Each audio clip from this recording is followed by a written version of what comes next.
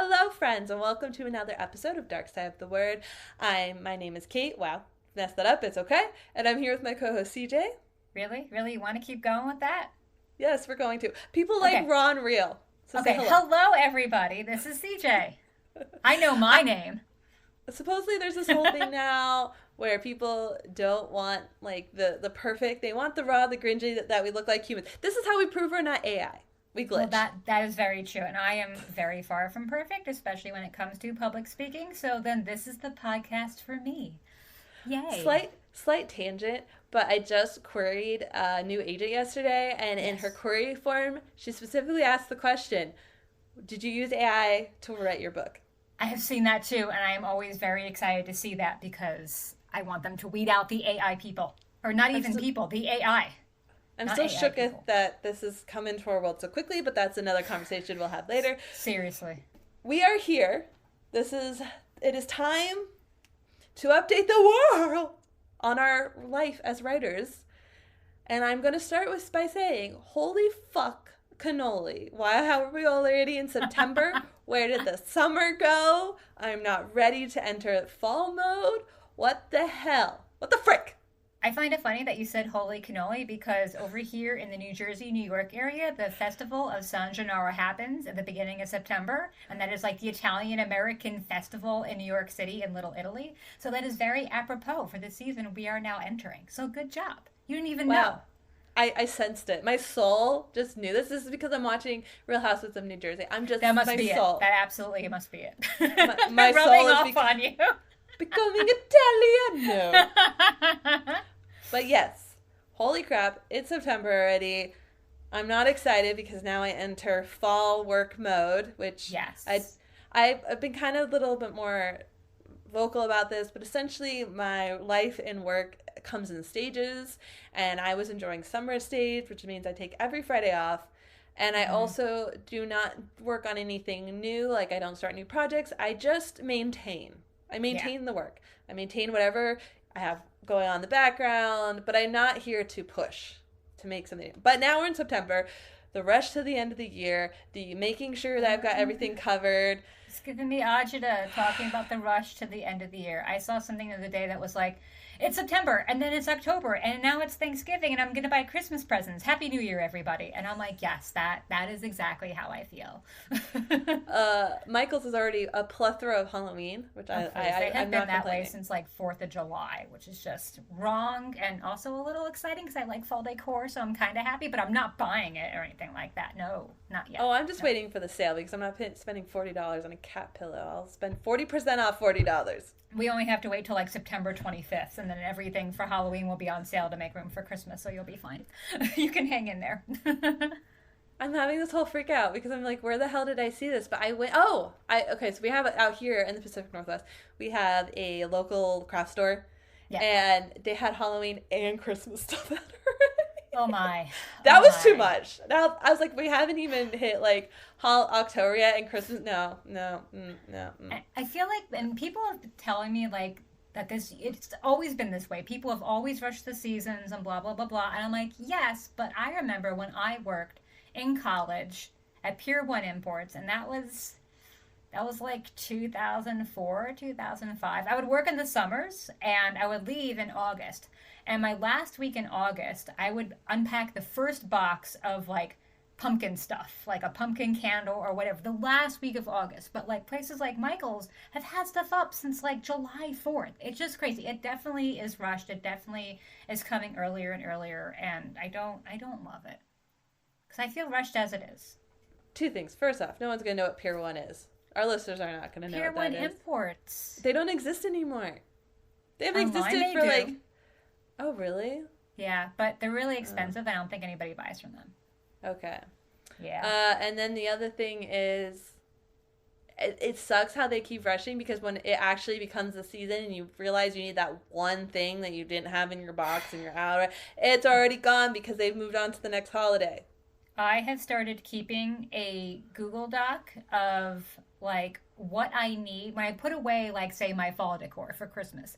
I will take note of what I have been wanting for the fall that I did not have, and I will write it down. So, like, next summer, I can purchase the fall decor when it's actually in the store. Otherwise, I will not remember by the time next fall comes around, and it'll all be gone. This is what I have to do. They're just prepping us to be more organized planning people, and I'm not. I'm They're already just taking our money. I'm already having to think about, like, fucking, where am I going to be for Thanksgiving? Like, yeah, that's depressing. You know, we need to stop going on these tangents. Our listeners want to know what our writing life is like, not how we buy our fall decor. I thought we didn't want to talk about depressing. No. But, well, I mean, I have good news. So, okay, I mean, let's start with you. But isn't it better to end with the good news than start with the good news? Well, I have some good news, too. So, it's a battle of good news. I feel like you already know mine, so tell me yours. Do I know yours? Yeah, I forget that. I have the brain of a gnat. I just forget things so quickly. I will remember it once you say it, but right now, for the life of me, I cannot remember what your good news is. Or as Ted Lasso says, the memory of a goldfish. The memory of a goldfish. Oh, Ted Lasso, definitely. Okay, so do you want to go or do you want me to go? No, you go. We're not fighting over this. Okay, so just to recap, I am still querying Hoogly Ever After. So 2 agents are still reviewing the full manuscript, or at least I hope they are still reviewing it, because I have not heard anything since I submitted the full manuscript about 2 months ago or something like that. I've decided I'm going to wait until 4 months have passed before following up on anything, because it's summer, or was summer, and nothing really happens in publishing in summer, so I'm giving a little bit of extra leeway. I think that's fair, right? Yeah, I feel like it's normal. I see a lot of people say that 4 months, like give them 4 months to review a full book. I do see that on other publishing website agents and stuff. Okay. So I feel like I never see that. I only see what they say for querying and not for actual submissions. So, okay. I will wait. I will wait a full 4 months. Okay. I say double the time. That's my rule of thumb. If you submitted a full book, give them twice the amount of time you would if you were just querying them. Okay, cool. Then we're ready. All right, so my good news is that today I actually received another request from a literary agent for my full manuscript, which makes my total 5 now, and I am very excited about that. So she said that my first pages were delightful, and she'd love to read more. And for anybody wondering about time frames, I queried this agent about 2 months ago, and this is the first I've heard back from her. So I sent off the full manuscript this morning, about an hour after I got the request, because I am not making this person wait. I'm not playing hard to get. I'm not going to take any port in a storm. I'm definitely vetting agents very carefully, but I am not playing hard to get. If they want the manuscript, I'm sending it right out. Wait, is that a thing? What? Like, waiting a little bit? Not sending it out, immediately? I've heard people say that they do that. Holy shit, no, I'd be 1 minute after emailing me. Right? Here you go. See, they don't want to appear too eager or too desperate. Yeah. And I'm like, I am both those things. So please read my book. I'm willing to sell my soul here. I don't give a fuck. I was watching, I forget which, I follow a couple literary agencies on YouTube and podcasts and stuff. And one of them had a short little segment about how long should you wait before sending or replying with your full manuscript to a request for a full manuscript. I'm like, how is this even a question? ASAP. And they said, you shouldn't wait more than 24 hours. I'm like, is anybody waiting more than 24 hours? Unless you're away or something and not near your computer, which, again, totally understandable. Or it's the weekend. Because, if you have a rule that you don't check, that email on the weekend because you're trying to live life. That's true, and you don't, yes, and the weekend. I get that. That. But what the hell? That's a thing? This is not dating people. I know. I'm just ready to go. You email me and I will send it back to you with record speed. And that is what I did. So now I am just mostly waiting to see if she actually received the full manuscript, because I always hate when that happens. Should I ask the agent to confirm receipt of the full manuscript? Should I just trust that it goes through as planned because technology usually works? Is it pushy to ask for a confirmation receipt? What's the protocol here? I don't know. I usually don't ask for one. Well, think about if you were contacting someone in your work, I guess, and you sent them project files or something, wouldn't you confirm that they got it?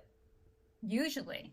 But I don't want to make somebody angry. So I'm just going to They have a lot to do, so I don't want them to have to be like, yes, I received your manuscript, overeager girl, so I'm just going to wait patiently and hope that it didn't just go into the spam folder or the void. So when I follow up in 4 months, they'll be like, oh, you never sent me anything, because that would be a nightmare. Let's ask our listeners, what would they do? Would you want a confirmation of sent manuscript? I feel that it would be helpful. It would just put you at ease, because if you use Query Tracker, it automatically sends you confirmations, which is great. But a lot of agents are still using emails or just online forms that are not Query Tracker, and there's no way to. I think some of them have auto responses, which are very helpful, but some of them just you email and there it goes, and you have to trust that it goes to the right person at the right time. And it's just it's a leap of faith. It's a leap of faith. I don't know if it's because I'm starting to get to the dregs of agent world, but I'm now getting ones that like literally want me to attach my full manuscript to the email, like as a query. The full manuscript. The full. I've now seen like 3 or 4 of them that ask for the full manuscript attached. Okay. Which the first one I was like, agencies. Yeah. Okay. Like, everybody does it differently. One of them was from one you sent me. Oh, okay. Yeah, I mean, everybody does it differently. I feel like if you're doing I got the receipts, lady. I got the receipts. Okay. I can prove it's mine. I can prove this is mine in a court of law. I got the receipts. I love this too. They're like, is it AI generated? I'm like, bitch, I finished this book before AI was a thing. Seriously. Do not insult me. This is no AI. We have a new line for, the children that come up like, when I was your age, AI didn't exist. People actually wrote their books. They worked on them real good and hard. Yeah, exactly. That's so exciting. I'm so happy for you. Thank you. That is so I'm good. very excited. So that is my big news. So what is your big news? I mean, I will start by saying querying is fucking shitballs for me. I have not gotten a single full request. Sorry, I'm going to vent for a second. Go for it. Yeah. I also just got someone sent me a response that I had a very interesting sounding story, but they didn't like my writing. Yes. Like, what the fuck, bitch? Like, really? Yes. You can be like, okay. Like, yeah, I disagree, because your writing is phenomenal. So that's just a personal preference, and that person sucks and is not the right person for you. But I find it hard sometimes because I wouldn't say I write literary style prose, but I don't think. I was just listening to a podcast they were talking about their favorite authors, and one of them was Pierce Brown, which I have my issues with him. I still want to read his books. But anyway, the point is that he writes 5-word sentences mostly. Yeah. And I worry sometimes that when you go to genre-specific literature, it's not about the writing, and it's very much just like, give me the plot. Like, I want the basic writing. And so to me, I don't do that. I have lyrical prose, and you have to read every word. You can't skim it. And so sometimes I worry that that does me a disservice. But I also see books coming out like that, like Laini Taylor's writing, Gallant from V.E. Schwab. There was another, even Ninth House kind of. She didn't just feed you the information. There was some lyricalness to the writing. I know I'm bringing up your favorite book. I know. But I agree with you. There was good writing in that. Exactly. So. Well, I have 3 updates that are mostly good. So first off, I sent you chapters. Yes, you did. Yes, and I'm going to start reading them this week. Yes, no worries about that. But I was just letting our listeners know I have sent CJ the first chapters of the book I'm currently rewriting. Yes. So that's really exciting, and I'm hoping to send you 5 or 6 next. Okay, so there'll be more. This one was only 2 chapters. Because I told our readers, I told our listeners earlier. I do that all the time. Last update, this one's going very slow. This one is very much the polished stage. This is not just, because sometimes we share work when it's really rough, but this one's very on the finished stage. So I'm really taking my time. I'm choosing my words very carefully. I'm not rushing this. And sometimes that takes, rewriting a chapter 3 times. Yeah. It is what it is. 3 or 20, whatever happens to work for that chapter. I feel in this book, too, my chapters are a lot shorter than my last book. I don't know. Your chapters are short in general. Well, these are shorter. Okay, good to know. I was talking to my husband today. I'm like, I have to read Kait's chapters. And he's like, how many chapters are there? I'm like, I don't know, maybe 5, but they're short. So it's not going to take me forever. Because you're just a short chapter writer. And I am about 2 chapters, and they're pretty much 1-page single space. Oh, I wish I had known that. I totally would have read it and like given you feedback already. I am sorry. So listeners, the reason that I have not read her pages yet because I was beta reading for a new writing partner and I had to get that done by a deadline, which is today. So that is why I have failed as a friend in CP to Kate. But I will rectify that since it's only a few pages and I will have it to you by the end of this week. And Kate tries not to take this personally that she just said she has a new writing partner. I'm not cheating on you. I'm not cheating on you. I still love you and adore you and am loyal to you forever. But we need other people in our lives as well to enrich our lives as writers. You just don't have a podcast with this other person. And I don't. So, and I never will. You better not. Only you could get me to do this, okay? So good luck to anybody else who wants to try. I have also come up with a new writing schedule. Oh. I have a lot of ADHD qualities, issues, traumas, weird things that by a certain time of day my brain just goes fizzles out. I don't know. It just has weird things. Is it 2 p.m.? Because that's what happens for me. I don't know at the time. It's just there comes a point that I hit a wall. I don't know if it's just like the panic attacks, the anxiety. I don't know. The point is, I decided that instead of waiting to write until my mind is spinning, what if I just did it first thing in the morning? I had this grand idea. So I essentially now wake up. I do, read a little while I'm drinking my tea, I journal, and then it's like right into writing. I set a 1 hour timer. I write for that hour, and then I immediately go into working out. And honestly, it's probably one of the best things that I ever did because I'm sure a lot of people can relate to this. I'm sure you can too. But when we write, we kind of disassociate from the real world because we're living in our head. And I was struggling to either disassociate so I could write and live in my head, or I was struggling to get out of it when I was done, and it kind of ruined the whole rest of the day. But immediately going into a physical activity such as working out put me like right back into my body, and it's helped me to be extremely successful the rest of the day. That's awesome. And to be honest, having the writing done, just because, I would normally like do my little morning routine, work out, take care of my 4-legged children, clean the house, like do all stuff. So that by the time I sat down, my mind was already spinning, and it was like I could not sit still to get focus. Yeah. And now that I'm just getting it done with the day, by the time I was like, wow, I already started work. I already got that done. That's behind me now. To the point that I almost forget I wrote. That's amazing. That's really good. You might think an hour is not that much, but the amount of good writing and content that's coming out of me is exponential compared to like if I sat there 2 or 3 hours. If it's a concentrated hour and you feel like fresh and invigorated, like that, you can get a lot done in just that 1 hour space. Exactly. Like I'm shocked. Like not every morning's great. We have our moments. I have some mornings where my brain just won't turn on. But honestly, I want to bring this up, and why I specifically wanted to update our listeners on this is because I want people to realize like if something's not working, or you hear 1,000 different ways that people tell you that this is the only way they write. Like, I think I heard somewhere like Neil Gaiman will only draft with a fountain pen because he... Well, fancy pants. Everyone's weird. I always want to remind listeners, everyone's weird. Do what you need to do. If it's not working, mix it up. If you want to write at 2 a.m. in the morning, I don't care. Just find whatever makes your mind at its most creative peak. # no judgment. Exactly. That's the point of being a creative, is that there's no set way to do it as long as we get it done. Yeah, that's true. And how long have I written? I've written now like 7 years. It took me 7 years to figure out what worked for me. But I did, and now I love it. And that's what's important, that you keep on loving it. So you do what you got to do. Exactly. And my third thing I wanted to tell everyone, I just got a new writing job. Ooh. I am now a pre-screener for Publishers Weekly. Hooray! I am so excited. I don't know. I feel like this is prestigious. Maybe this is not. I don't know. The interview was weird, and it just is kind of like, here you go. Here are your passwords. It's like, okay, you don't want to vet me more? I mean, they already kind of did vet me. Like, I submitted to like this big pool. Thanks to CJ. I'm going to pat her on the back. She sent me this information. And I guess I went in the pool, and they plucked me out of the pool and said, ooh, we like you. So I guess that was because you're fantastic. Thank you.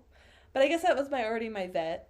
And now I get paid to pre-screen self-published titles for whatever before the editors look at them. So I'm the first person, which scares the shit out of me because I'm sitting here my first question was like, am I the only person reading this book, and am I the only person that is saying yes or no to this? Or was it a couple people read the same book and we're like taking whatever the majority thought is. I hate to break it to you, but I think you may be a gatekeeper now. A little bit of a gatekeeper. A little bit, but it also sounds like a couple people might be reading the same book. They can't guarantee it, but it does sound, because you pick the genres you're willing to read, and so like the book could go into most. But yeah, I'm a fucking gatekeeper. You're a gatekeeper. Well, yeah. Own it. You made it into the publishing world. I'm probably the worst gatekeeper because I am a little harsh. I am harsh. That's okay. You're supposed to be harsh. That's your job. I know. God damn it. You have to weed out the undeserving. Okay, but I will say, it has some of the books I've skimmed, because you only have to read like 20 pages max. I'm not reading this whole book. But a couple of them have really made me excited. I do not understand why they're not actually published, and because what the frick. Yeah. And I have very high hopes about the self-published world. Yeah, there's so much good content out there, so much, and how much, it makes me wonder how much we don't see and we don't ever hear about. Like, I just read this book called, I actually have it here, called The Moonlight Child by Karen McQuestion, and I have never heard of this author, and she's written a ton of books, and this was a fantastic book. I loved it. It's professional. I actually wrote down the name of the editor that she used in case I ever wanted to self-publish for myself, and like, it's self-published. It's indie published. So and why isn't it picked up by somebody else? Because it's a really great book. There's just so much out there. I hate to nitpick you, but indie and self-published are two different things. I am sorry. So let me see which it is. So it looks self-published just by the back of the cover. Yeah. There's no like publisher name on it. It's copyrighted in the name of the author, which doesn't mean anything. Yeah, it's a self-published then. Yeah. It's very funny. Doesn't have a lot. I can tell by one glance what's a self-published, but like say you go to Barnes & Noble, because now they're starting to put self-published books on shelves. I can tell by the cursory glance of which ones are self-published and which ones aren't before I even like look and touch and feel. Yeah. But yeah, I have a lot of faith.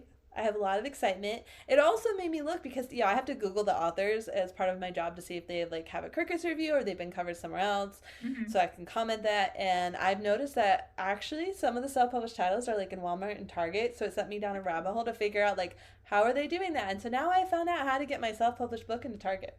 Nice, helpful. I know. I did not realize this was a thing, but it is a thing, and you're on the same odds of any other actual book being picked. To be sold in Target, because Target is so small, they only pick like the top books, but still I'm now in the pool with everyone else, so if I decide to go that route, I'm excited, because now I will be in official shelves of with everyone else. And Publishers Weekly is huge. I work in publishing on the publishing side of it, and everybody reads Publishers Weekly. That's where we get all our news from. That's where we learn about all the best deals, all the hottest books, all the time. So that's a really good place to be. So congrats to you, and good for you. Thank you. I know it. I feel so prestigious now. And in case our listeners do not know, there is a free daily Publishers Weekly email that you can get that does like a quick cursory look at all the like top news for the day, which is helpful if you can't afford the to actually subscribe to the magazine. I actually that's what I do, and I get a lot of information. Also, if our listeners do not know, a lot of libraries also carry Publisher Weekly. So if you want to like stay up to date, you can check them out at your library. At least mine does. Okay. I have a really good library. I think that's true, actually. That's awesome. Yeah. See, access. If you can be a writer even if we don't have a lot of money. Yes. Which is good, because even when you become a writer, you probably won't have a lot of money. Dude, I just heard about I don't know who it was. Someone was just talking about, but they have a actor friend who is a lead role in a movie, and she's having to pay for all of her own publicity for the movie, and it's costing her like $40,000 or something. So it's showing you that even when you're covered by an agency or you're published under a publishing house traditionally and all this stuff, like you have to pay for all this yourself. They might throw $100 your way, but most of the time you're doing everything yourself still. I feel like it's every man, woman, person for themselves these days. Everybody's just trying to act in their own best interest. And you have some people helping you, but you're always your own best advocate. Exactly. But I talked a lot. Do you have any other news? Have you started writing again? We need to know. Okay, so no, I have not started writing again. I think I need a little longer break before I start working on novel number 4. But I have to say that I was recently working on an upcoming blog post about my amazing experience with taking the creative writing workshop and just reliving what it was like to be in the workshop and get feedback and interact with all the different creative minds. It was kind of getting me hyped up about, like, you know, revising chapters and drafting new chapters again. So I don't know. I was gonna start in September. I have not started. Maybe October. We'll see. I'm enjoying. I have to wait another month. The quiet. I have to wait another month. Yeah. Well, you're gonna have to wait longer than that, because when I do decide to start revising, I have to read the 60K words that I originally wrote, see what I think of them, write down my little notes. Pause. You said 60K. That's it. Yeah. You have a 60K first draft? I know. Haven't I improved? Listeners, when the first time I sent Kate a manuscript to read, I believe it was 145,000 words. 138, but no one's counting. Okay, still humongous. That is, let me do some quick math. No, you're hitting like Kate first draft.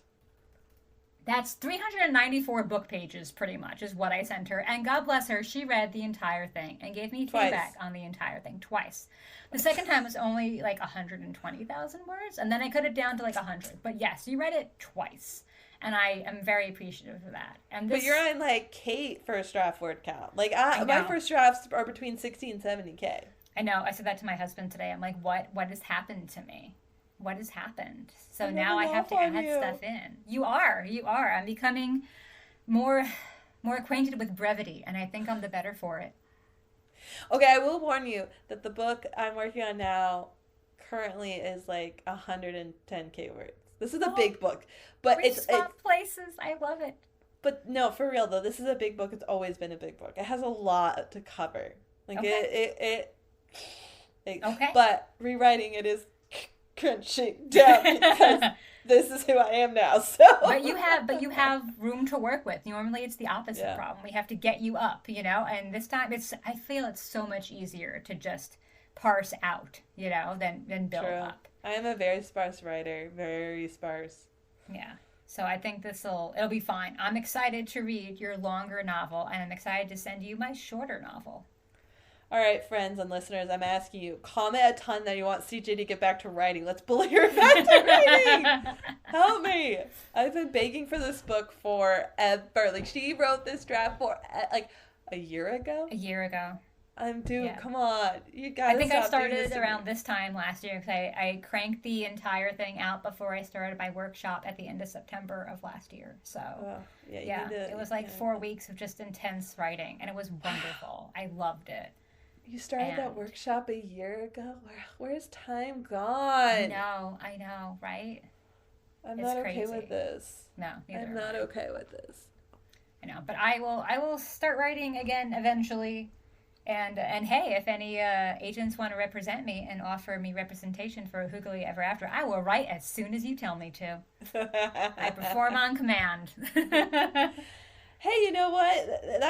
I would say responding quickly and diligently is actually better, because don't we always hear the horror stories that someone doesn't make their deadline?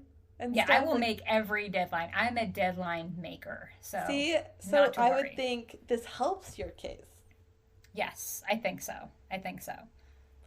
But again, listeners, would you email them and ask for a receipt, received, or however you say it? I'm gonna put that as our question for this episode. Okay. Like, would you reach out to make sure they got your manuscript? I think that's important now. I want to know, like, what's and like, would you do it in the email that you send? Like, here's my full manuscript. Could you please confirm receipt? Like, have it all in one email? Because that's what I was thinking of doing. Rather than, like, 2 days pass, like, did you receive it yet? Did you receive it yet? Like, I wouldn't do that. I feel like that's a little needy. But just asking in the email where you're sending the full manuscript to confirm receipt, I feel like that is the appropriate place to do that. Maybe. I always, do you ever sign off, let me know if you have any questions, like that, thing? I think I just say, I look forward to hearing from you. I just leave it open-ended, not presumptive. Just, I look forward to hearing from you again. Because one way or the other, I'm going to hear from them again. I wonder if you could get, a whole thing that's just, if this would make them respond without asking specifically, but just like, hey, let me know if, there are any troubles opening the attachment or if you have any questions, because maybe that would, without asking them, they will be prompted just in their own little soul to be like, yeah, it's all good on this end. Maybe, try it. I do have to say that I sent a manuscript to an agent once, and she asked me to resend it in a different format, like right away. So, like, I knew she got it. So I guess if they want it in a different format, then they will tell you that. So that's helpful. If you're responding, that at least is more confident than just like cold emailing an email address you haven't tried before, because the likelihood of that going wrong is small. Yeah, I feel like I'm just an anxious person, and that's just my own insecurities coming into play, and more people are probably like, okay, I sent it off. The universe is going to send it to who it needs to go to, and all will be well here in, 3 to 4 months. No, I don't think that exists. I think everyone's like us. No, writers are all neurotic. But, all right, well, that's all my updates. Do you have any more? No, those are all my updates. Well, I just want to remind our listeners that if you want to join in on our book club this month, September's book. Okay, sorry. We are reading Just Like Home by Sarah Gailey. And if you want to help support two fledgling creatives to help keep making this great content for you guys, we have the book up on bookshop.org. We're both affiliates for bookshop.org. We have our links down below. We won't judge you on who you pick to click on because we're both there and we're both two different people.